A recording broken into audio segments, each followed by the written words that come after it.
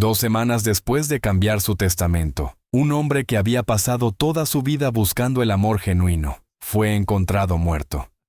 Y las últimas palabras que pronunció su esposa fueron las primeras grietas en la historia que lo expondrían todo. Gracias a todos mis espectadores y suscriptores por su apoyo. Manténganse atentos para recibir actualizaciones diarias de crímenes reales. No olviden suscribirse.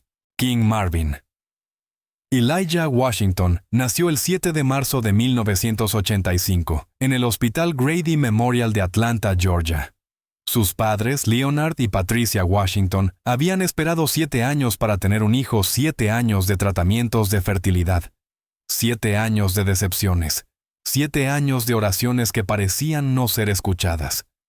Cuando Patricia finalmente quedó embarazada a los 34 años, ella y Leonard vivieron cada día como un regalo. Pintaron la habitación del bebé de amarillo. Discutieron sobre nombres durante meses. Se imaginaron partidos de béisbol, graduaciones y nietos. Lo que no imaginaron fue una sala de parto llena de rostros preocupados y conversaciones en susurros. Marvin nació 3 semanas prematuro. Pesó 4 libras y 11 onzas. Y a pocas horas de su nacimiento, los médicos notaron que algo no estaba bien. Sus extremidades estaban colocadas en ángulos inusuales. Su tono muscular estaba significativamente reducido. Sus reflejos eran inconsistentes. A las 6 semanas de vida a Marvin le diagnosticaron artrogriposis múltiple congénita, una enfermedad rara que afecta las articulaciones y los músculos, haciendo que se desarrollen de forma anormal antes del nacimiento. En el caso de Marvin, la afección afectaba principalmente sus piernas y la parte baja de su columna. Nunca podría caminar sin asistencia. Requeriría múltiples cirugías a lo largo de su infancia y pasaría toda su vida navegando un mundo que no estaba construido para su cuerpo. Leonard Washington. Un capataz de construcción que había pasado 30 años construyendo cosas con sus manos, se quedó de pie en el pasillo del hospital y lloró. No porque su hijo estuviera roto, sino porque ya sabía que el mundo intentaría convencer a Marvin de que lo estaba. Quiero que te detengas aquí y consideres algo. ¿Cómo se cría a un niño para que crea en su propio valor, cuando el mundo le recuerda constantemente todo lo que no puede hacer? Leonard y Patricia Washington se enfrentaban a esta pregunta cada día de sus vidas, y la respuesta a la que llegaron moldeó todo lo que Marvin llegaría a ser. La familia Washington vivía en una modesta casa de 3 dormitorios en DeKalb, Georgia, un barrio obrero donde todos conocían a todos, y los niños jugaban en la calle hasta que se encendían las farolas. Leonard trabajaba semanas de 60 horas para pagar las facturas médicas de Marvin. Patricia, antigua maestra de primaria, dejó su trabajo para convertirse en la cuidadora de tiempo completo de Marvin. Juntos, tomaron una decisión que definiría la infancia de su hijo. Se negaron a tratarlo de manera diferente. Mientras otras familias con niños discapacitados se concentraban en las limitaciones, los Washington se enfocaban en las posibilidades. Cuando Marvin tenía 5 años, Leonard le construyó una rampa especial para silla de ruedas en el porche principal. Pero no se detuvo ahí. Construyó rampas en las casas de los familiares. Construyó una rampa en la iglesia local. Construyó una rampa en la barbería donde se cortaba el cabello sábado de por medio. Leonard Washington no era un hombre rico, pero gastó cada dólar extra que tenía en asegurarse de que su hijo pudiera ir a todos los lugares a los que iban los demás niños. El enfoque de Patricia era igual de intencional. Inscribió a Marvin en las mismas escuelas que a sus compañeros. Insistió en que participara en excursiones, obras de teatro escolares y ferias de ciencias. Cuando otros padres sugerían que Marvin podría estar más cómodo en programas especializados, Patricia sonreía con amabilidad y decía: «Mi hijo está exactamente donde debe estar». Para cuando Marvin tenía 10 años, ya se había ganado una reputación en el vecindario, no como el chico de la silla de ruedas, sino como el niño que siempre tiene un libro y el que te ayuda con la tarea. Marvin Washington era brillante. Su coeficiente intelectual se evaluó en 142, colocándolo en el 0,1% superior de su grupo de edad. Leía a nivel universitario a los 12 años. Aprendió a programar por su cuenta a los 14. Ganó concursos regionales de ciencias a pesar de tener que presentar sus proyectos sentado, mientras los demás estudiantes se paraban detrás de un atril. Su mente era extraordinaria, pero su corazón, era lo que lo hacía vulnerable. Porque a pesar de su inteligencia, a pesar de sus logros, a pesar del amor que sus padres le daban cada día, Marvin Washington creció creyendo una cosa por encima de todas las demás, que el amor romántico, era algo que tendría que demostrar que merecía. Y esa creencia se convertiría en el fundamento de todo lo que vendría después. La escuela secundaria es difícil para todos, pero para Marvin Washington fue una clase magistral en contradicción emocional. Académicamente destacaba. Fue el primero de su promoción en Southwest DB High School. Recibió ofertas de beca de Georgia Tech Emory y Morehouse College. Apareció en periódicos locales como un ejemplo de perseverancia y determinación. Pero socialmente Marvin existía en un extraño punto intermedio. Era respetado, era admirado, nunca era invitado. Los jugadores de fútbol le daban los buenos días en los pasillos. No lo invitaban a las fiestas. Las chicas de sus clases avanzadas elogiaban su inteligencia. No aceptaban sus invitaciones al baile de graduación. Marvin asistió exactamente a un solo baile escolar durante sus 4 años de secundaria, el baile Sadie Hawkins de tercer año, donde se suponía que las chicas invitaban a los chicos. Una compañera llamada Tamika Rhodes lo invitó como amigo. Se tomaron fotografías juntos. Ella pasó la mayor parte de la noche bailando con otra persona. Marvin se sentó junto a la mesa de los refrescos, observando. Años más tarde, en una entrada de diario que sería leída en voz alta en el tribunal, Marvin escribió sobre esa noche. Aprendí algo importante en ese baile. Las personas pueden ser amables sin estar interesadas. Pueden sonreírte sin verte. Pueden incluirte en fotografías mientras te excluyen de sus vidas. No culpo a Tamika. Tenía 16 años. No sabía lo que hacía. Pero esa noche me enseñó que la amabilidad y el amor no son lo mismo. Y pasé los siguientes 15 años tratando de entender la diferencia. Esta distinción entre amabilidad y amor se convertiría en la pregunta central de la vida adulta de Marvin Washington, y sería la pregunta que Dominique Harris explotaría con una precisión devastadora. ¿Alguna vez has confundido la amabilidad de alguien con algo más profundo? ¿Alguna vez has interpretado la cortesía como afecto o la ayuda como atracción? Para la mayoría de las personas, estos malentendidos son incómodos pero superables. Para Marvin Washington, esta confusión sería fatal porque la mujer que finalmente entró en su vida entendía esta vulnerabilidad mejor que nadie, y la utilizó en su contra desde la primera conversación. El 3 de febrero de 2015, Patricia Washington se desplomó mientras cocinaba la cena. Un derrame cerebral masivo. Fue declarada muerta en el Hospital Universitario Emory a las 9:47 p.m. Tenía 62 años. Leonard Washington, que había pasado 40 años construyendo cosas que sobrevivirían a su propia vida, no pudo soportar la muerte de su esposa. 6 meses después, el 19 de agosto de 2015, murió mientras dormía. La causa oficial fue insuficiencia cardíaca, pero todos los que lo conocían sabían la verdad. Leonard Washington murió de pena. Marvin tenía 30 años cuando enterró a ambos padres en un lapso de 6 meses. Estaba solo por primera vez en su vida. Sin hermanos, sin familia extensa de la cual apoyarse, solo una casa vacía en Decatur y una vida entera convertida en recuerdos. Y entonces llamó el abogado. Leonard y Patricia Washington habían estado acumulando riqueza en silencio durante décadas. La empresa de construcción de Leonard, que había iniciado en 1998, había crecido considerablemente.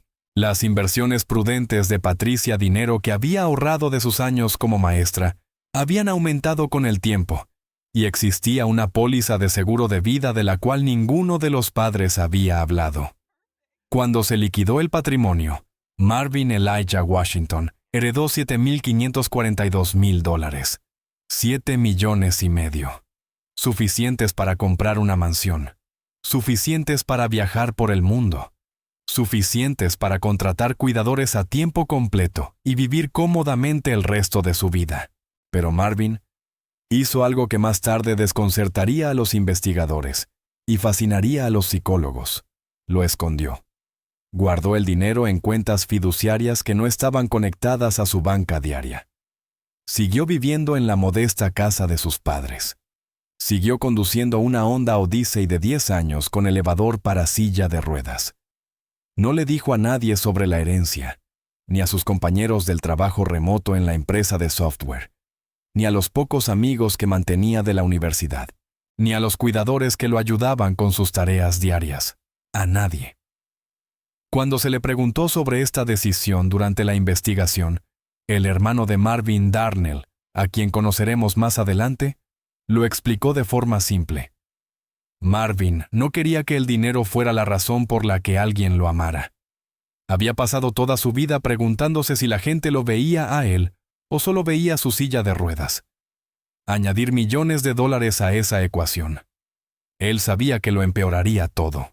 Quería que alguien lo eligiera por quien era, no por lo que tenía.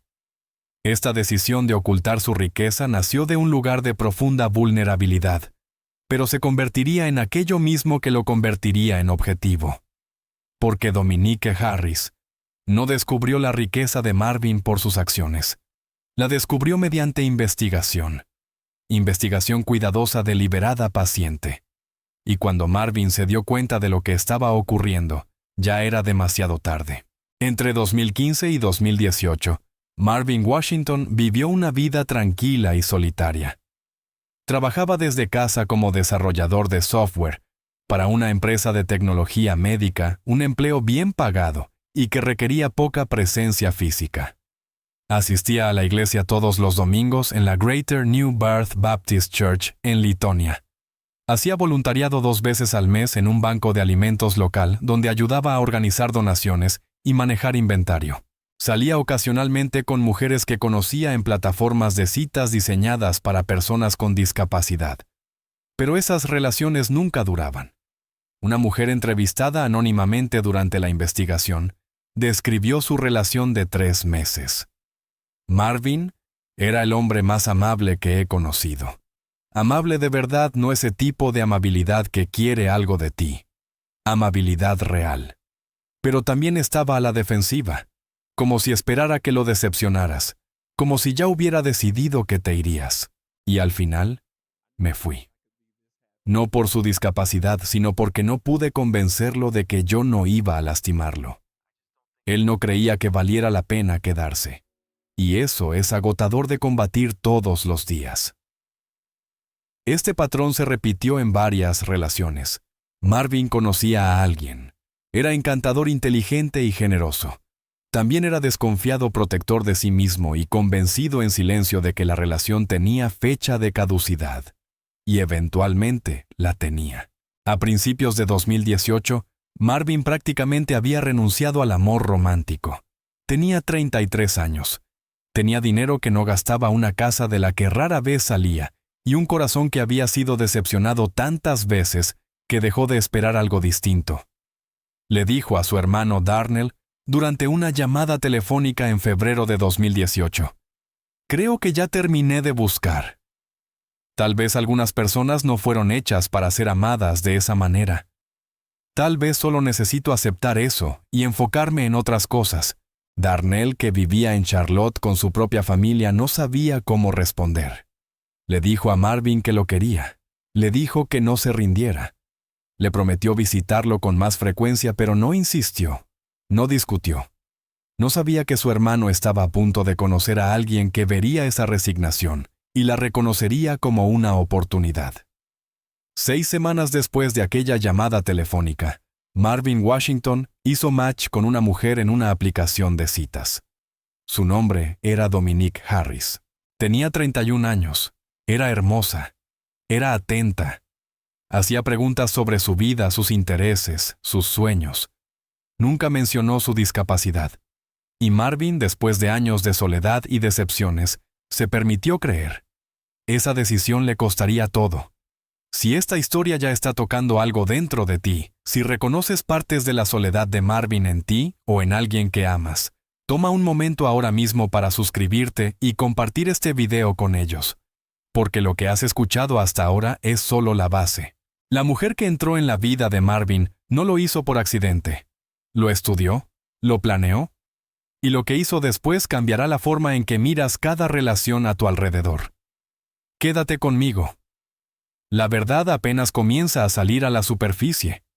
Para entender cómo Dominique Harris llegó a ser capaz de cometer un asesinato, tienes que entender de dónde vino.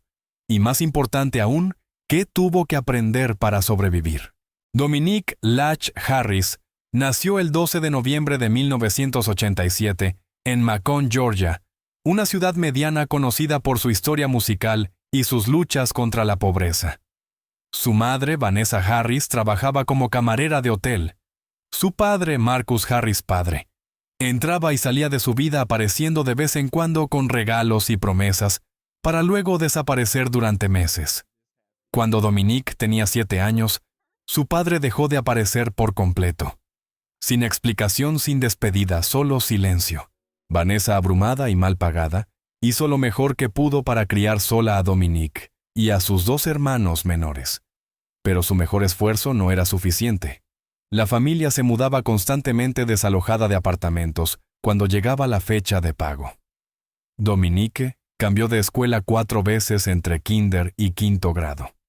Aprendió temprano que la estabilidad no era algo en lo que pudiera confiar. Y también aprendió otra cosa. Aprendió que las personas podían ser convencidas de darte cosas. Si sabías cómo pedirlas, si sabías cómo sonreír, si sabías cómo hacerlas sentir que ayudarte, era idea de ellas. Una maestra de la primaria de Dominique, entrevistada décadas después, la recordó vívidamente. Dominique era una de esas niñas que descifró el sistema muy pronto. Sabía que maestras le aceptarían tareas tarde si se disculpaba dulcemente. Sabía que señoras de la cafetería le darían comida extra si elogiaba su cocina. No era manipuladora de una forma cruel. Todavía no. Era solo una niña hambrienta que aprendió que el encanto era una herramienta y se volvió muy buena usándola. Esta adaptación temprana a aprender a sobrevivir mediante una actuación emocional estratégica se convertiría en la base de la personalidad adulta de Dominique. No nació depredadora. La convirtieron en una por circunstancias, por necesidad, por la ausencia de alguien que le enseñara que la honestidad podía ser tan efectiva como la manipulación. La primera manipulación documentada de Dominique hacia una pareja romántica ocurrió cuando tenía 17 años. Su nombre era Jamal Thompson. Tenía 19, estudiaba 2º año en Mercer University y era la primera persona en su familia en asistir a la universidad. Dominique lo conoció en un partido comunitario de baloncesto en el verano de 2004. Ella era hermosa. Todos lo decían. Trenzas largas, sonrisa luminosa, una risa que hacía que la gente se volviera a mirar de dónde venía. Jamal se interesó de inmediato. Lo que él no sabía era que Dominique había preguntado por él antes de acercarse. Sabía que su familia tenía dinero, no eran ricos, pero vivían cómodamente. Sabía que tenía coche. Sabía que era generoso. Su relación duró 11 meses. Durante ese tiempo, Dominique convenció a Jamal de pagar su factura del celular durante 6 meses consecutivos, de darle $3,000 para la matrícula de un community college al que nunca se inscribió, y de firmar con ella un préstamo de un auto que ella dejó de pagar después de 4 meses. Cuando Jamal finalmente la confrontó por el dinero de la matrícula, la respuesta de Dominique fue sorprendente. No se disculpó. No explicó nada. Lloró. Le dijo que estaba avergonzada. Dijo que había tenido demasiada vergüenza para decirle que había reprobado el examen de ingreso. Le rogó que no la dejara, y Jamal, confundido, culpable, aún enamorado, la perdonó. 3 semanas después, vieron a Dominique en un club nocturno con otro hombre.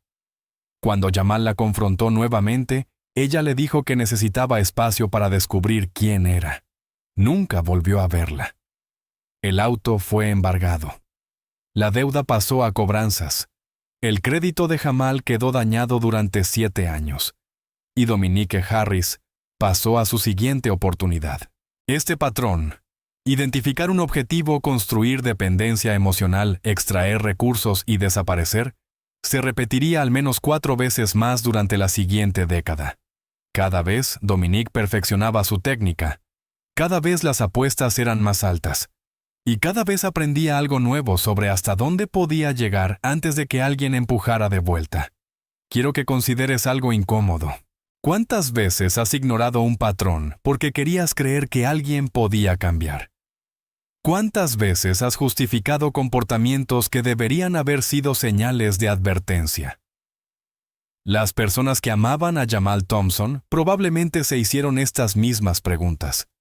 Las personas que amaban a las otras víctimas de Dominique probablemente se hicieron esas mismas preguntas. Y la respuesta casi siempre es la misma. Creemos lo que queremos creer, hasta que ya no podemos. Entre 2008 y 2017, Dominique Harris dejó un rastro de relaciones destruidas por todo Georgia. Un hombre en Savannah que le dio $15,000 para un emprendimiento que nunca existió. Un hombre en Augusta que le pidió matrimonio, y luego descubrió que ella estaba comprometida simultáneamente con otra persona. Un hombre en Athens a quien convenció de añadirla al contrato de arrendamiento de su apartamento, para luego dejarlo fuera de su propia casa tras una discusión que ella misma provocó. En cada caso el patrón era idéntico. La primera fase era la identificación. Dominique investigaba a sus objetivos antes de acercarse. Prefería hombres solitarios financieramente estables y ansiosos por complacer. Los encontraba en iglesias, eventos comunitarios y cada vez más en plataformas de citas en línea. La segunda fase era la idealización. Una vez que lograba el contacto, Dominique se convertía en la pareja perfecta. Escuchaba con atención, recordaba pequeños detalles, anticipaba necesidades antes de que fueran expresadas. Hacía que sus objetivos se sintieran vistos de una manera que nunca habían experimentado. La tercera fase era la dependencia. Poco a poco, Dominique creaba situaciones en las que sus objetivos se sentían responsables de su bienestar. Una emergencia familiar inventada, una pérdida repentina de empleo, una factura médica inesperada. Cada crisis requería un rescate, y cada rescate profundizaba el vínculo emocional. La cuarta fase era la extracción. Una vez establecida la dependencia, Dominique comenzaba a pedir compromisos cada vez más grandes, acceso a cuentas bancarias, préstamos cofirmados, ser añadida a pólizas de seguro. Las peticiones siempre estaban enmarcadas como actos de confianza, no como transacciones. La quinta fase era la salida. Cuando ya había obtenido lo que quería o cuando su objetivo empezaba a cuestionar su comportamiento, Dominique fabricaba una salida dramática. Acusaciones de celos, afirmaciones de abuso emocional o a veces, simplemente desaparecer sin explicación.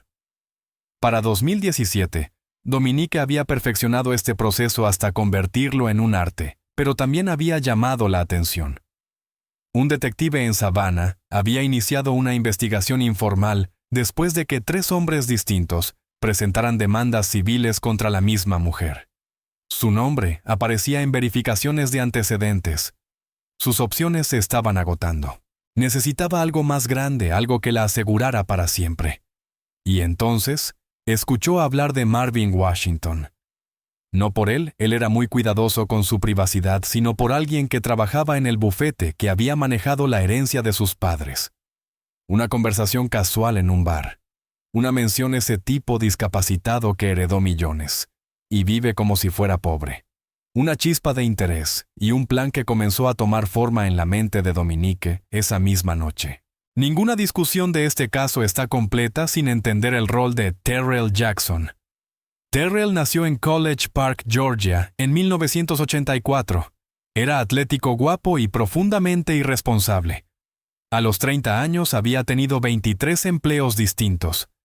Había sido desalojado de 6 apartamentos. Tenía 2 hijos con 2 mujeres diferentes, a quienes no apoyaba económicamente. Había sido arrestado 2 veces, una por hurto menor y otra por fraude con cheques. Era exactamente el tipo de hombre que las víctimas de Dominique creían que ella jamás miraría 2 veces. Pero Terrell Jackson había sido el novio secreto de Dominique desde 2012. 6 años. A través de cada relación que ella fabricaba, de cada hombre que engañaba, de cada dólar que extraía, Terrell estaba ahí esperando, planificando, beneficiándose. Su arreglo era simple y transaccional. Dominique encontraba los objetivos y construía las relaciones. Terrell proporcionaba apoyo emocional, asistencia logística y, cuando era necesario, intimidación física. El dinero se dividía, los secretos se guardaban, y su relación oculta de todos, excepto de unos pocos asociados de confianza, continuaba sin interrupciones. El caso de Marvin Washington era diferente a todo lo que habían intentado antes. Las apuestas eran más altas, el objetivo era más vulnerable, y el plan por primera vez incluía asesinato. Fue Terrell quien lo sugirió primero. Según mensajes de texto recuperados durante la investigación, la conversación ocurrió en diciembre de 2017. Terrell escribió: «Tiene millones, y nadie lo vigila. Este podría ser el último». Dominique respondió: «¿Qué quieres decir con el último?». Terrell contestó: «Quiero decir que si hacemos esto bien, no tendremos que volver a hacerlo nunca». Dominique escribió: «Esto es distinto de lo que solemos hacer». Y la respuesta de Terrell: «No es tan distinto, solo más permanente». La palabra permanente aparecería 17 veces más en sus comunicaciones durante los siguientes 18 meses, cada vez refiriéndose a lo mismo, la muerte de Marvin Washington y la herencia que seguiría. Aquí está la pregunta que los investigadores se hicieron repetidamente durante este caso. ¿En qué momento la manipulación se convierte en conspiración para cometer asesinato? ¿En la primera conversación sobre permanencia? ¿En la primera investigación sobre las finanzas de un objetivo? ¿En la primera mentira dicha para ganarse su confianza? La respuesta legal es clara. La conspiración requiere intención y planificación. Pero la respuesta moral es más complicada porque para cuando Dominique Harris envió ese primer mensaje a Marvin Washington, ella ya sabía cómo iba a terminar esta historia. Y aún así, lo hizo.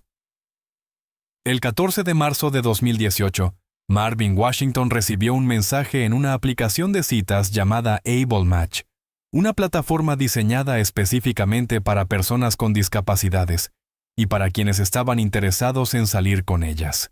El mensaje era simple: «Hola Marvin, vi tu perfil y quería escribirte. Pareces alguien que piensa las cosas profundamente.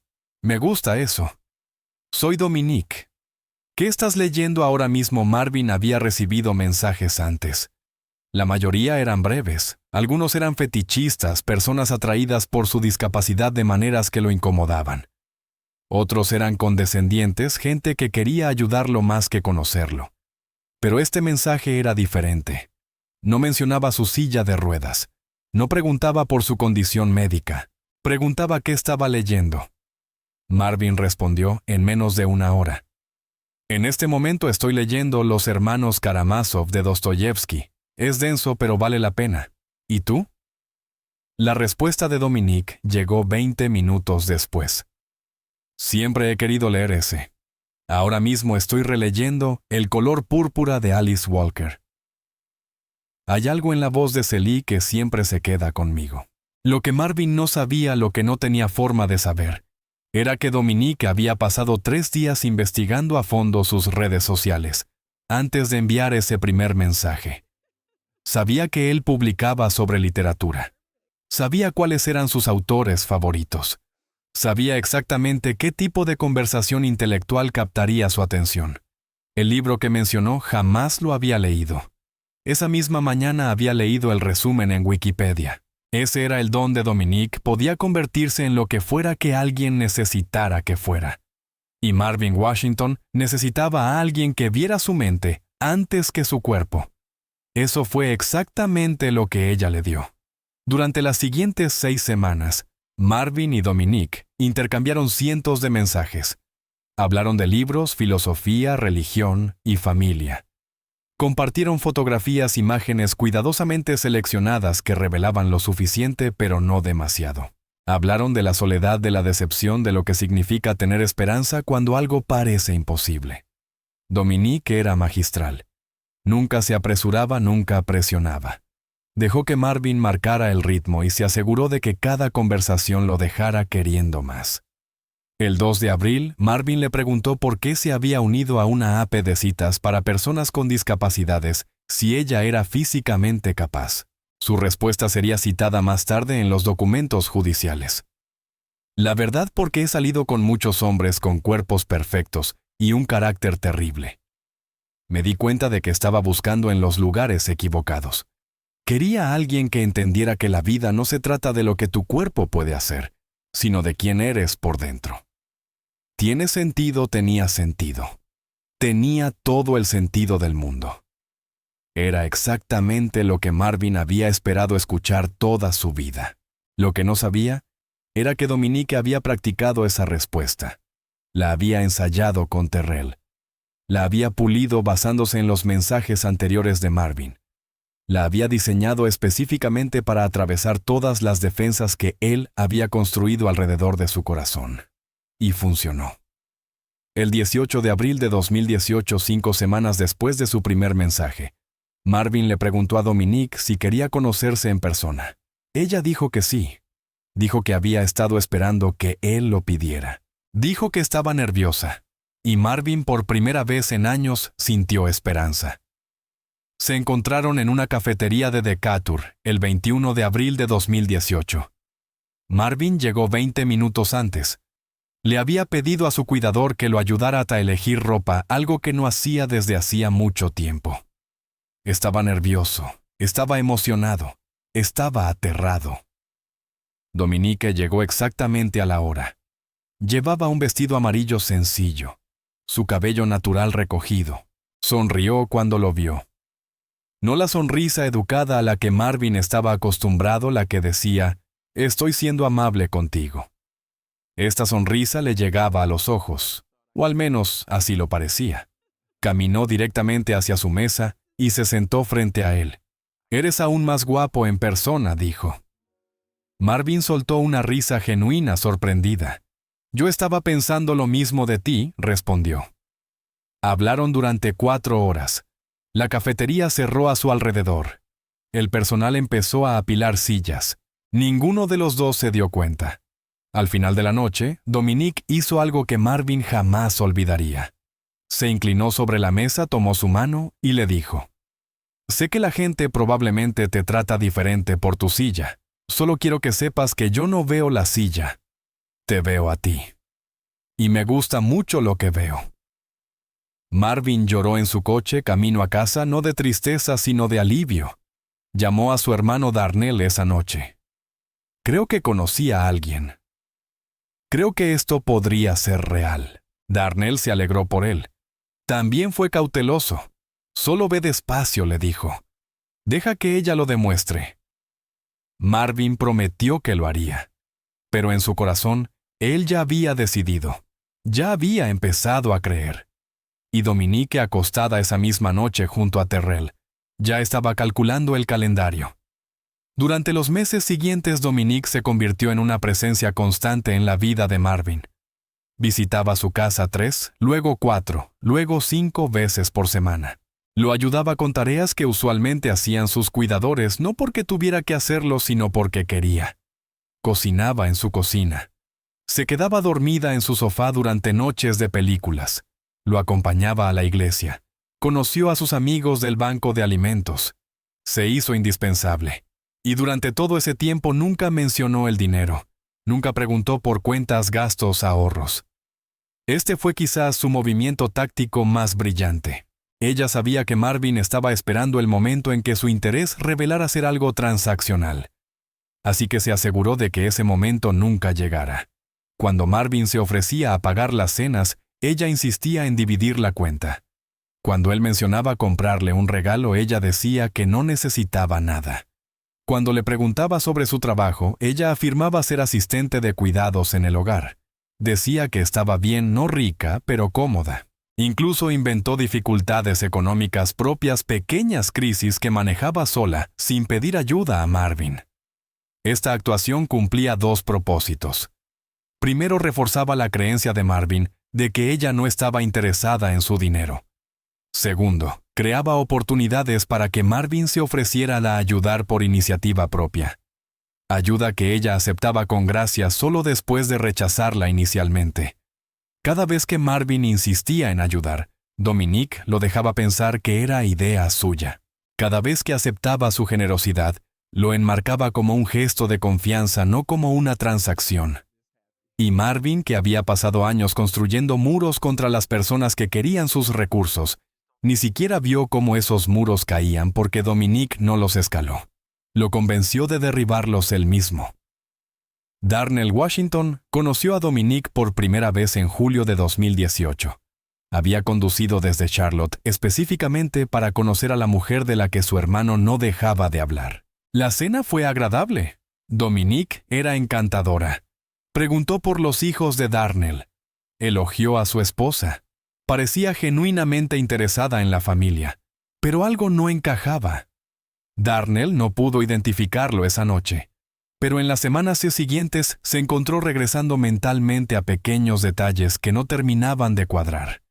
La forma en que Dominique observaba a Marvin cuando creía que nadie la miraba, no con afecto sino evaluándolo.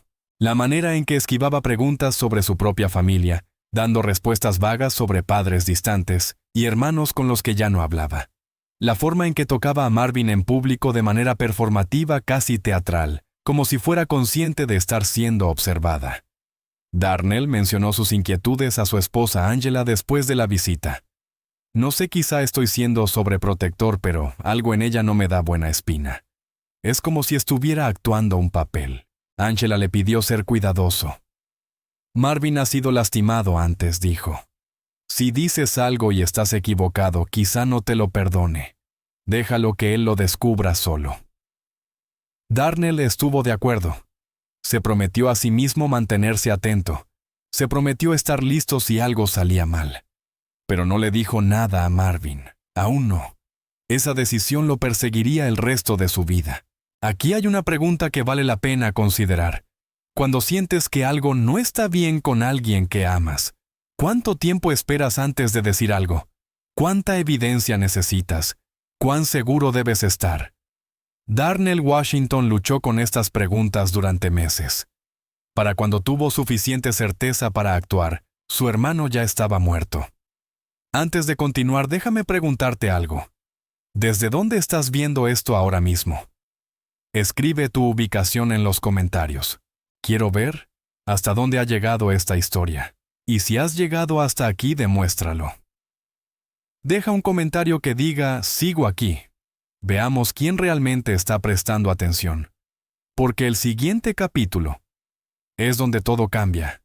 El 24 de diciembre de 2018, Nochebuena, Marvin Washington le pidió matrimonio a Dominique Harris.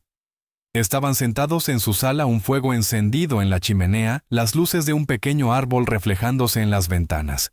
Marvin había escondido el anillo durante 3 semanas.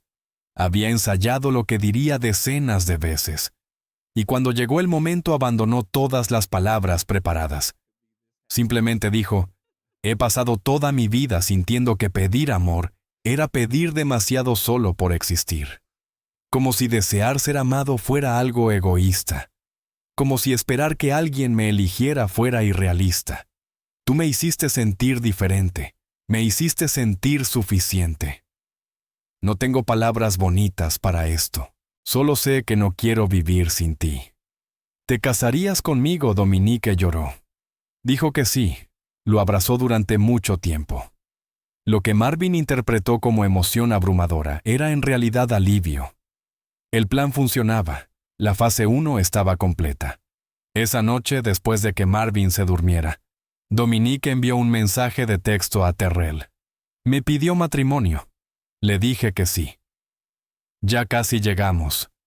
La respuesta de Terrell, buena chica. No apresures la siguiente parte. Déjalo pensar que es idea suya. La siguiente parte se refería a los documentos legales que transferirían la riqueza de Marvin al control de Dominique. El testamento, el seguro de vida, las cuentas conjuntas. Todo tendría que cambiar. Y Dominique sabía exactamente cómo hacerlo. Entre enero y agosto de 2019, Marvin Washington realizó una serie de cambios legales que más tarde serían descritos por los fiscales como la tragedia más predecible en la historia legal de Georgia. El 15 de enero de 2019, Marvin añadió a Dominique como beneficiaria de su cuenta corriente principal, la que recibía su salario. Dominique presentó esto como una decisión práctica, ya que pronto estarían casados. El 3 de marzo de 2019, Marvin actualizó su seguro médico para incluir a Dominique como su esposa una vez casados. Esto requería papeleo que Dominique amablemente se ofreció a presentar por él. El 22 de mayo de 2019, Marvin se reunió con su asesor financiero para discutir la reestructuración de su portafolio de inversiones. Dominique asistió a la reunión. Hizo preguntas aclaratorias que luego parecerían diseñadas para establecer exactamente cuánto valía Marvin. El 1 de agosto de 2019, 14 días antes de su muerte y 13 días antes de su boda, Marvin Washington firmó un nuevo testamento. El testamento anterior, redactado después de la muerte de sus padres, dejaba todo a la caridad, específicamente a organizaciones que apoyaban a personas con discapacidades. El Nuevo Testamento era diferente. Nombraba a Dominique Harris como la única beneficiaria de todo su patrimonio. 7. $5 millones más bienes raíces, más vehículos, más cuentas de inversión, todo. Cuando se le preguntó por qué hacía este cambio, Marvin le dijo a su abogado: «Ella será mi esposa. Es la única familia que tendré. Quiero que esté protegida si algo me pasa». El abogado, un hombre llamado Harold Jennings, que conocía a la familia Washington desde hacía 20 años, testificó más tarde que algo se sentía extraño en esa reunión. «Dominique hizo la mayor parte de la conversación», dijo. Marvin parecía distante feliz, pero distante como si estuviera siguiendo un guión ya decidido.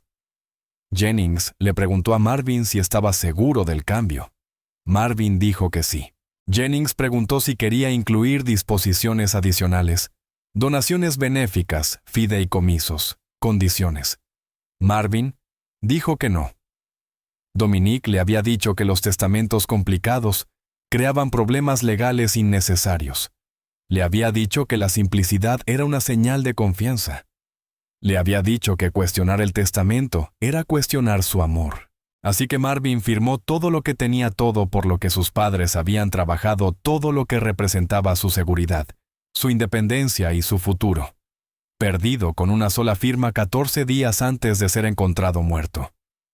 El 15 de agosto de 2019, Marvin Elijah Washington se casó con Dominique Lache Harris en la iglesia Greater New Birth Baptist Church en Litonia, Georgia.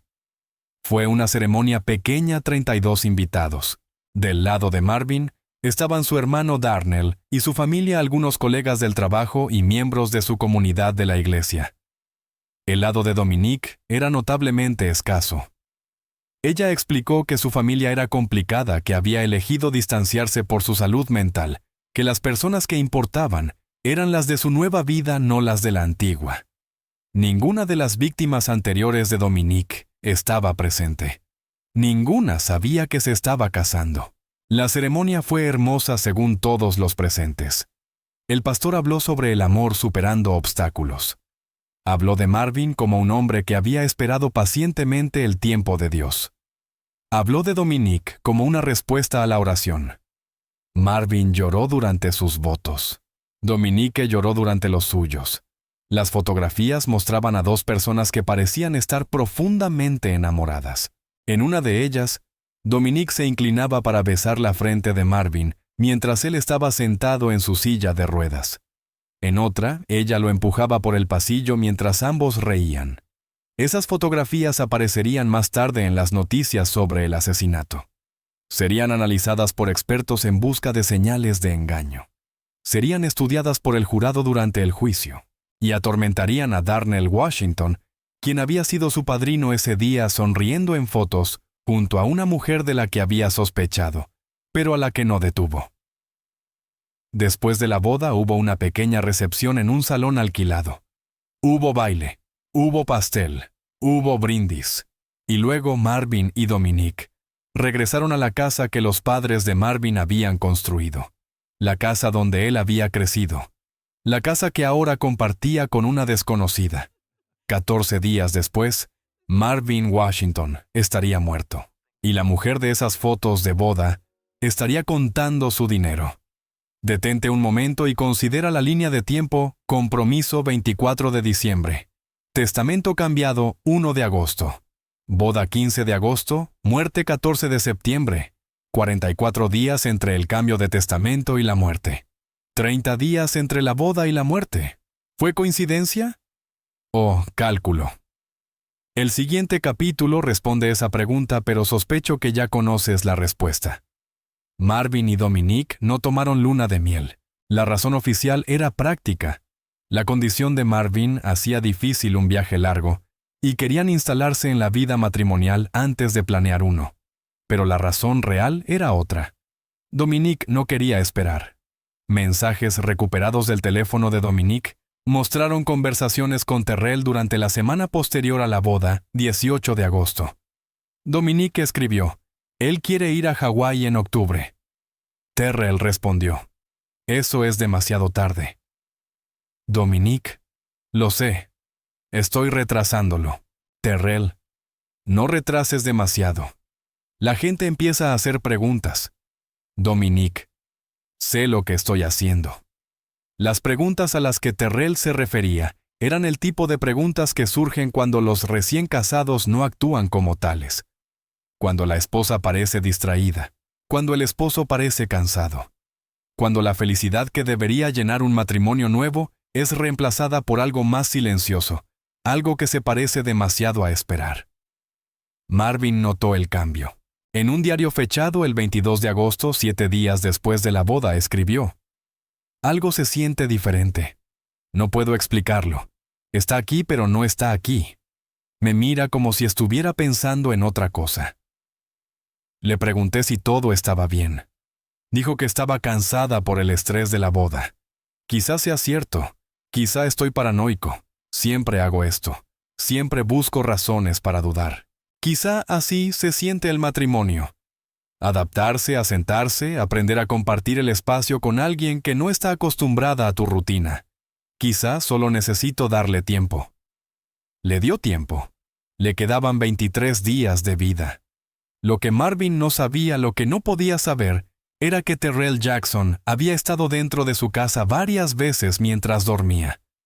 La cámara oculta que Darnell había instalado capturó 3 visitas distintas entre el 20 de agosto y el 10 de septiembre. Cada visita siguió el mismo patrón. Terrell llegaba tarde en la noche, después de la medianoche, cuando Marvin ya estaba dormido en el dormitorio principal. Dominique lo dejaba entrar por la puerta del garaje, una entrada que Marvin rara vez utilizaba debido a su inaccesibilidad para su silla de ruedas. Hablaban en la cocina, repasaban el plan. A veces discutían sobre el momento adecuado para ejecutarlo. La calidad del audio de la cámara oculta de Darnell era inconsistente. El dispositivo era pequeño y no estaba diseñado para vigilancia profesional. Pero algunas frases eran lo suficientemente claras para ser incluidas como evidencia. El 23 de agosto, Terrell preguntó: «¿Cuándo vamos a hacer esto, Dominique?». Respondió: «Pronto. Necesito asegurarme de que el papeleo del seguro esté procesado». Terrell insistió: «Ha estado procesado desde hace semanas». Dominique replicó: «Necesito estar segura en caso de que algo salga mal». Terrell la interrumpió: «Nada va a salir mal. Ya has hecho esto antes». La voz de Dominique bajó: «No así. Esto es diferente». La respuesta de Terrell fue escalofriante. Diferente como él es un blanco fácil, más fácil que los otros. Esa frase «blanco fácil» se volvería central en el caso de la fiscalía. Demostraba premeditación, demostraba crueldad, y demostraba que Dominique había descrito a Marvin ante Terrell como nada más que un obstáculo entre ella y el dinero. El 10 de septiembre, 4 días antes del asesinato, la cámara oculta captó una conversación que no dejaba espacio a interpretaciones. Dominique dijo: «El viernes por la noche, después de la cena, toma su medicación como a las 9. Para las 10 estará dormido». Terrell preguntó: «¿Y si se despierta?» Dominique respondió: «No se despertará». Terrell insistió: «Pero si lo hace». Hubo una pausa. Luego Dominique habló de nuevo. Entonces haz lo que tengas que hacer. 4 días después, Marvin Washington estaba muerto. Los eventos del 14 de septiembre de 2019 fueron reconstruidos mediante una combinación de evidencia forense, testimonio de testigos y las grabaciones de la cámara oculta de Darnell. Lo que sigue es la línea de tiempo más precisa que los investigadores pudieron establecer: 6:30 p.m. Dominique preparó la cena pollo a la parrilla, arroz y vegetales. Sirvió a Marvin en la mesa de la cocina. Comieron juntos. La conversación parecía normal. 7:45 p.m. Marvin se trasladó a la sala para ver televisión. Dominique limpió la cocina. Envió un mensaje de texto a Terrell 1 hora. 8:15 p.m. Dominique llevó a Marvin su medicación nocturna, una combinación de relajantes musculares y somníferos que él tomaba cada noche. Lo observó mientras tragaba las pastillas. 8:45 p.m. Marvin le dijo a Dominique que estaba cansado y quería irse a la cama temprano. Ella lo ayudó a trasladarse de la silla de ruedas a la cama, un proceso que requería asistencia física. Lo besó en la frente. Le dijo que lo amaba. 9:02 p.m. Dominique envió otro mensaje a Terrell. Está dormido. 9:34 p.m. Una cámara de seguridad de un vecino captó el vehículo de Terrell entrando a la propiedad de los Washington por el callejón trasero. 9:41 p.m. Terrell entró por la puerta del garaje. Dominique estaba esperando. 9:45 p.m. 10:15 p.m. Los eventos que ocurrieron en esta ventana de tiempo son materia de testimonio del médico forense y reconstrucción pericial. Lo que se sabe con certeza: Marvin Washington murió por asfixia. Fue sofocado con una almohada. No había heridas defensivas en su cuerpo, lo que sugiere que estaba dormido, sedado o incapaz de resistir. La causa oficial de muerte se registró como asfixia por obstrucción mecánica de las vías respiratorias. La manera de muerte: homicidio. 10:47 p.m. Las cámaras captaron el vehículo de Terrell saliendo de la propiedad. 11:02 p.m. Dominique llamó al 911. Mi esposo no está respirando. Creo que está muerto. Por favor, envíen a alguien. Él prometió que nunca me dejaría. No así. Esa frase final: él prometió que nunca me dejaría. No así. Fue la primera grieta en la actuación de Dominique. Marvin Washington nunca había hecho esa promesa. Nunca había usado esas palabras. Era una línea de una novela romántica que Dominique había estado leyendo esa semana, un detalle que un detective diligente descubriría y presentaría al jurado. Ella había ensayado su dolor. Había tomado prestado el guión. Antes de continuar, quiero que proceses lo que acabas de leer. Un hombre fue asesinado en su propia cama por su esposa, mientras dormía, incapaz de defenderse, incapaz de pedir ayuda, incapaz siquiera de comprender lo que estaba ocurriendo. El próximo capítulo mostrará cómo se desarrolló la investigación, cómo la culpa de un hermano se convirtió en su cruzada, cómo una cámara oculta se transformó en la clave para obtener justicia, y cómo 2 personas que creían haber cometido el crimen perfecto descubrieron que habían cometido un error fatal. Marvin Washington fue enterrado el 21 de septiembre de 2019, una semana después de su muerte. El funeral se celebró en la misma iglesia donde se había casado 37 días antes, Greater New Birth Baptist Church. Más de 200 personas asistieron, miembros de la comunidad de personas con discapacidad, colegas de su trabajo, voluntarios, del banco de alimentos, personas cuyas vidas Marvin había tocado sin darse cuenta. Dominique vestía de negro. Lloró durante todo el servicio. Apretó una fotografía de Marvin contra su pecho. Se desplomó durante el entierro. Todo indicaba que era una viuda devastada por el dolor. Darnell Washington estaba a 3 metros observando. Había volado desde Charlotte la mañana después de la muerte de Marvin. Había pasado la semana siguiente en un estado de parálisis emocional, dolor por su hermano. culpa por no haberlo protegido y una sospecha creciente que aún no sabía explicar. La noche antes del funeral, Darnell tuvo una conversación con el abogado de la familia, Harold Jennings. El testamento fue cambiado 2 semanas antes de que muriera, dijo Jennings. Ahora todo es para ella. Darnell sintió que el estómago se le caía. 2 semanas, 13 días para ser exactos, añadió Jennings. Le pregunté a Marvin si estaba seguro. Dijo que sí, pero algo en esa reunión no me pareció correcto. Darnell preguntó qué significaba eso. Ella hizo casi todo el parloteo, dijo Jennings en referencia a Dominique. Tenía respuestas preparadas para cada pregunta que hice como si lo hubiera ensayado. Marvin solo se sentó allí asintiendo. Esa noche Darnell no pudo dormir. No dejaba de pensar en la cámara oculta la que había instalado meses atrás, la que nunca había revisado, la que podía contener respuestas. O no contener nada. De cualquier forma sabía que tenía que verla. El 22 de septiembre de 2019, un día después del funeral, Darnell Washington condujo hasta la casa de su hermano. Dominique estaba allí pero ocupada con documentos del seguro. Apenas reconoció la presencia de Darnell. Él le dijo que necesitaba recoger algunas pertenencias personales de Marvin, fotografías, documentos, recuerdos. Ella hizo un gesto hacia la oficina.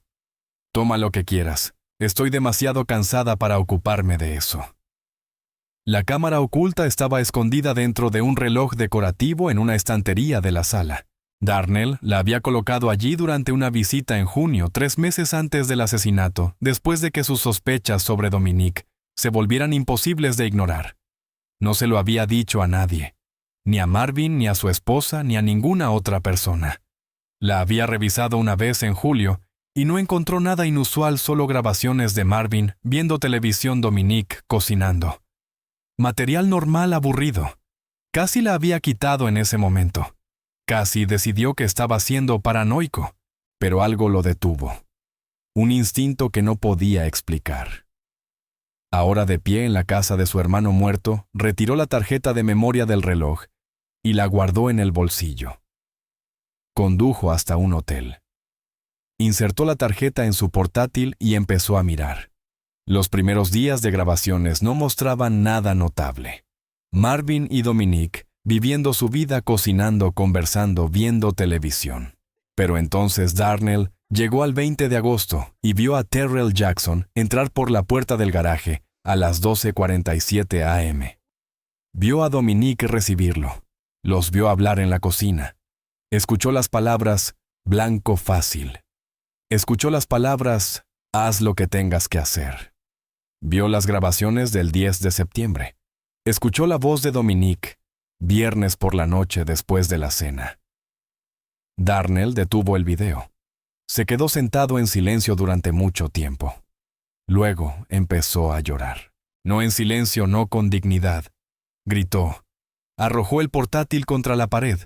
Cayó de rodillas y sollozó hasta quedarse sin aliento porque se dio cuenta de algo que lo perseguiría para siempre. Si hubiera revisado la cámara antes, incluso una semana antes, Marvin podría seguir vivo. La culpa era insoportable, pero también fue transformadora porque en ese momento Darnell Washington tomó una decisión. No permitiría que los asesinos de su hermano quedaran libres. ¿Encontraría justicia o se destruiría intentándolo? El 23 de septiembre de 2019, Darnell Washington entró al departamento de policía del condado de DeKalb con un portátil y una tarjeta de memoria. Pidió hablar con un detective. Lo llevaron con la detective Mariana Santos, una veterana con 15 años en la división de homicidios. Ella escuchó mientras Darnell explicaba quién era. Escuchó mientras describía sus sospechas. Observó mientras reproducía las grabaciones. Cuando el video terminó, la detective Santos permaneció en silencio durante 1 minuto completo. Luego preguntó, «Dominique sabe que esta cámara existe». Darnell respondió, «No». «¿Alguien más lo sabe?» Darnell dijo, «No». Santos asintió lentamente. «Esto es valioso», dijo. «Pero necesito que entiendas algo. Estas grabaciones por sí solas no son suficientes para una condena. Necesitamos corroboración, evidencia física, testigos. Una confesión ayudaría. Lo miró directamente. También necesito que entiendas que si Dominique se entera de esta cámara antes de que estemos listos para actuar, huirá. Y si huye, puede que nunca la encontremos. Darnell lo entendió. ¿Qué necesita que haga? Nada, dijo Santos. Ya has hecho suficiente, déjanos el resto a nosotros. Durante los siguientes 4 meses, Darnell observó desde la distancia mientras la investigación avanzaba. Respondía preguntas cuando se lo pedían. Proporcionó contexto adicional sobre la vida de Marvin.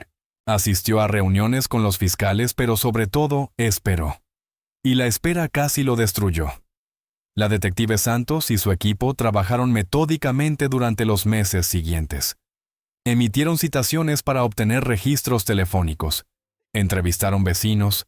Examinaron las cuentas financieras de Marvin. Rastrearon los movimientos de Terrell Jackson la noche del asesinato. Lo que descubrieron fue una red de engaños que abarcaba años.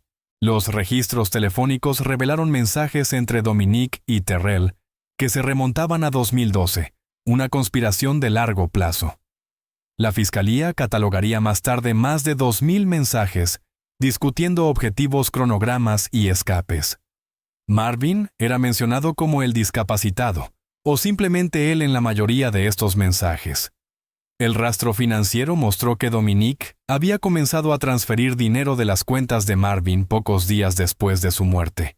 Cantidades pequeñas, al principio $500, aquí $1,000, allá, diseñadas para evitar alertas de fraude. Para cuando la arrestaron había movido más de $47,000.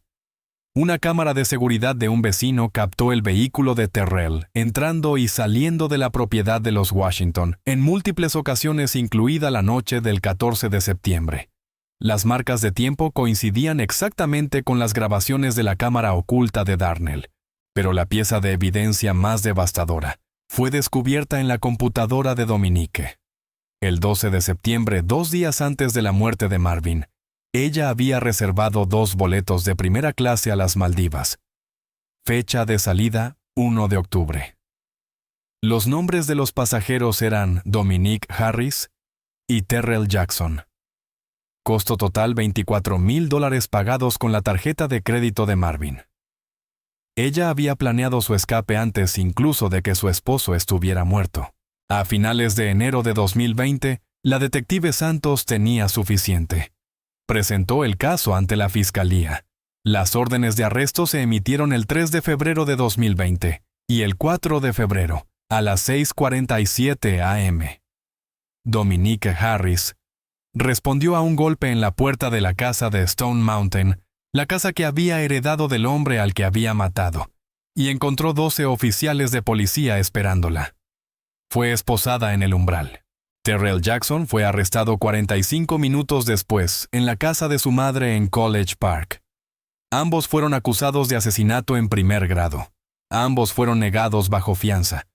Y ambos, por primera vez en años, enfrentaron consecuencias de las que no podían manipular su salida. La justicia no siempre es rápida. A veces tarda meses, a veces tarda años, a veces nunca llega. Para Marvin Washington, la justicia tomó 4 meses y 20 días. Para su hermano Darnell, nunca sería suficiente, porque ningún veredicto puede deshacer una muerte. Ninguna sentencia puede devolver lo que fue arrebatado. Y ningún castigo puede responder la pregunta que aún atormenta a todos los que conocieron a Marvin. ¿Qué habría pasado si alguien hubiese actuado antes? Si llegaste hasta este punto, no eres solo un espectador. Eres parte de esta comunidad. Y quiero escucharte. Deja ahora mismo un comentario con las palabras: llegué hasta aquí para saber quién permaneció. Y ya que estás allí, dime, ¿desde dónde estás viendo esto? Quiero ver hasta dónde ha viajado la historia de Marvin. Llenemos los comentarios con ubicaciones de todo el mundo. El interrogatorio de Dominique Harris duró 7 horas. Fue conducido por la detective Santos y su compañero el detective Michael en una pequeña sala en la oficina del sheriff del condado de DeKalb. Durante las primeras 3 horas, Dominique mantuvo su actuación. Lloró. Proclamó su inocencia. Exigió saber por qué la trataban como una criminal cuando todavía estaba de duelo. Pidió agua, pidió pañuelos, pidió hacer una llamada telefónica. Interpretó el papel de la viuda injustamente acusada con la misma precisión que había llevado a cada otro papel en su vida. La detective Santos la dejó actuar. Le hizo preguntas simples. Tomó notas. Esperó. Y entonces, en el minuto 3:22 de la grabación dijo: «Dominique, quiero mostrarte algo». Colocó una fotografía sobre la mesa. Era una imagen estática de la cámara oculta de Darnell con fecha del 23 de agosto de 2019, mostrando a Terrell Jackson en la cocina de la casa de Marvin Washington. La expresión de Dominique no cambió. «¿Quién es?», preguntó. «Dímelo tú», respondió Santos. «No sé quién es, nunca lo había visto». Santos asintió. Colocó otra fotografía sobre la mesa. Esta mostraba a Dominique y Terrell juntos con el brazo de él alrededor de su cintura en lo que parecía ser un club nocturno. Era de 2016, recuperada de una cuenta de redes sociales que Dominique creía eliminada. «¿Y ahora?», preguntó Santos.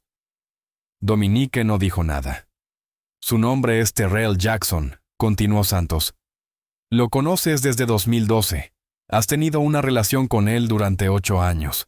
Estuvo en la casa de tu esposo la noche en que Marvin murió y en este momento está en una sala de interrogatorios al final del pasillo contándole todo a mi compañero».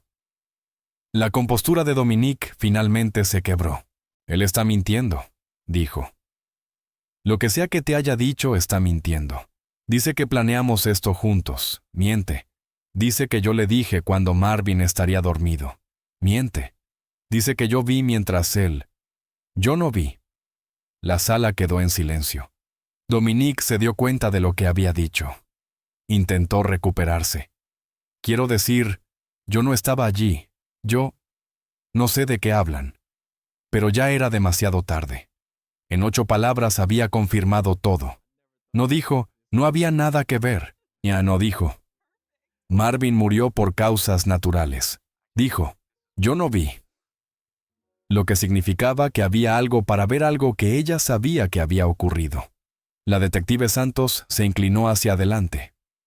«Dominique», dijo suavemente, «creo que es momento de que nos digas la verdad». Dominique Harris nunca dio una confesión completa. Mantuvo hasta el último momento que Terrell había actuado solo, que ella no sabía lo que él planeaba, que ella también era una víctima. Pero en las siguientes 4 horas de interrogatorio lo que contó reveló más de lo que quería. Admitió que ella y Terrell estaban juntos desde hacía años. Admitió que sabía de la herencia de Marvin antes de conocerlo. Admitió que lo había investigado.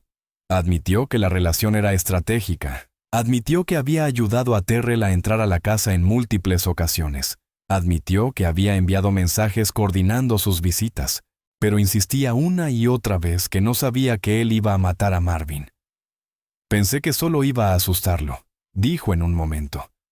«Hacer que firmara para transferir más dinero. No pensé... no sabía que llegarían tan lejos».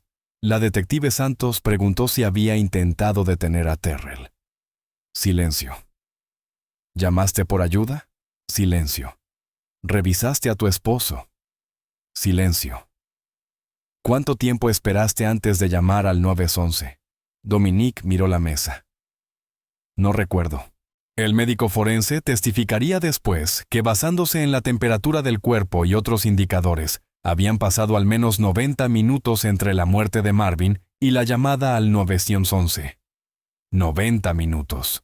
Mientras el cuerpo de su esposo se enfriaba en el dormitorio, Dominique Harris había limpiado la cocina, se había cambiado de ropa y había ensayado las líneas que le diría a la operadora, incluyendo la frase sobre las promesas, incluyendo las lágrimas, incluyendo la actuación que casi funcionó. Si esta historia te movió, si te hizo pensar, sentir o querer proteger a las personas que amas, hazme un favor. Comparte este video con alguien que necesite escucharlo. Porque historias como la de Marvin no solo informan, protegen, advierten y salvan vidas. El juicio de Dominique Harris y Terrell Jackson comenzó el 5 de octubre de 2020. Debido a las restricciones por COVID-19, la sala estaba limitada a personal esencial, familiares directos y un pequeño grupo de periodistas. La fiscalía, liderada por la fiscal adjunta Natalie Chen, presentó un caso basado en 3 pilares. Primero, premeditación. Los mensajes de texto, las conversaciones grabadas, la reserva del viaje, todo demostraba que la muerte de Marvin había sido planificada durante meses. No fue un crimen pasional.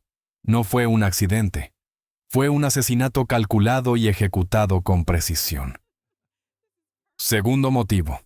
El cambio de testamento, la póliza de seguro, las transferencias financieras. Dominique estaba a punto de ganar casi $10 millones con la muerte de Marvin y había empezado a gastar ese dinero antes de que su cuerpo estuviera en la tierra. Tercero, oportunidad. Dominique era la única persona que conocía el horario de medicación de Marvin, sus patrones de sueño, sus vulnerabilidades. Ella creó las condiciones que hicieron posible el asesinato. Ella abrió la puerta.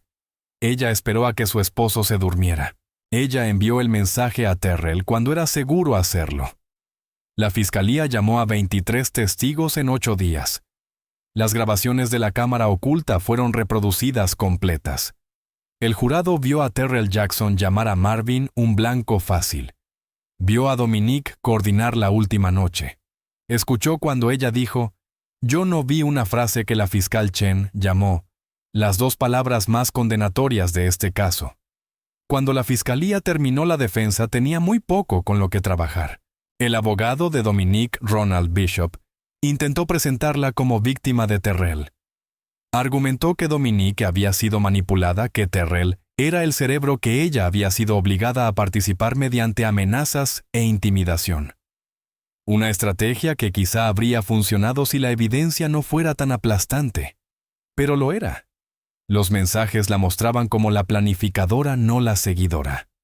Los registros financieros mostraban que ella controlaba el dinero, no Terrell. Y las grabaciones la mostraban tranquila, segura y absolutamente al mando. La defensa de Terrell fue más simple. Lo culpó todo en Dominique. Su abogado afirmó que Terrell había sido prometido una parte de la herencia a cambio de ayudar con tareas no especificadas, que él no sabía que esas tareas incluían asesinato, que estaba tan sorprendido como cualquiera cuando Marvin murió. Esa defensa también fracasó. Las grabaciones eran demasiado claras, la planificación demasiado detallada, la coordinación demasiado precisa. Ambos fueron declarados culpables de asesinato en primer grado el 19 de octubre de 2020. Dominique gritó cuando se leyó el veredicto. Terrell permaneció en silencio. Ninguno mostró remordimiento. El 12 de noviembre de 2020, la jueza Patricia Hammond sentenció a Dominique Harris y Terrell Jackson a cadena perpetua sin posibilidad de libertad condicional. Antes de dictar sentencia, se le permitió a Darnell Washington dar una declaración de impacto. Permaneció frente al estrado durante un largo momento antes de hablar. Cuando finalmente encontró su voz, la sala quedó completamente en silencio. Mi hermano pasó toda su vida siendo subestimado. La gente veía su silla de ruedas y creía saber quién era. Decidieron que era débil. Decidieron que era indefenso. Decidieron que valía menos. Pero Marvin era más de lo que nadie jamás le dio crédito. Era brillante, era amable, era generoso hasta el extremo. Era el mejor hombre que he conocido. Y lo único que quería, lo único que pidió era ser amado. No compadecido, no tolerado. Amado. Darnell hizo una pausa mirando directamente a Dominique. Tú viste eso. Viste cuánto lo deseaba y lo usaste en su contra. Lo hiciste creer que finalmente había encontrado lo que buscaba. Lo hiciste creer que era suficiente. Y luego le arrebataste todo. Su dinero, su confianza, su vida. Quiero que entiendas algo. Yo tengo que vivir con el hecho de que sospeché de ti. Sospeché durante meses y no dije nada.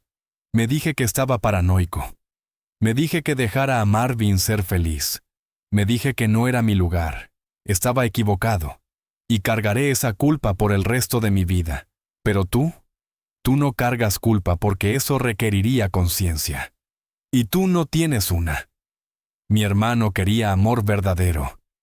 Tú pretendiste dárselo, pero le arrebataste lo único que pidió, una oportunidad de vivir una vida en la que él era suficiente. Espero que pases cada día de tu condena recordando su rostro. Espero que escuches su voz en tus sueños. Espero que nunca olvides lo que hiciste, porque yo nunca lo haré. Darnell se apartó del podio. No volvió a mirar a Dominique. Salió de la sala, pasó junto a los reporteros, pasó junto a las cámaras y salió a la luz del sol. Su hermano se había ido, se había hecho justicia, y nada volvería a ser igual. En los años desde el juicio, el caso de Marvin Washington se ha convertido en un punto de referencia en discusiones sobre vulnerabilidad, confianza y la explotación de la soledad. Defensores de los derechos de personas con discapacidad lo han citado en campañas para mejorar la protección de adultos vulnerables. Los expertos en derecho han analizado el papel de la vigilancia oculta en las investigaciones domésticas. Los psicólogos han estudiado a Dominique Harris como un caso ejemplar de comportamiento depredador. Pero para quienes conocían a Marvin, el caso no es un punto de referencia, es una herida. En 2021, Darnell Washington vendió la casa de su hermano. Donó las ganancias junto con el resto del patrimonio de Marvin a organizaciones que apoyan a personas con discapacidades. Fundó la Marvin E. Washington Foundation, que ofrece subvenciones para modificaciones de accesibilidad y apoyo para la vida independiente. Ocasionalmente da charlas en conferencias y eventos comunitarios.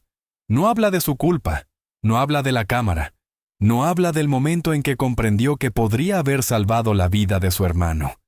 Esas cosas permanecen con él privadas y permanentes. Dominique Harris y Terrell Jackson siguen encarcelados en instalaciones separadas del Departamento de Correcciones de Georgia. Ninguno ha mostrado remordimiento. Ninguno ha pedido perdón.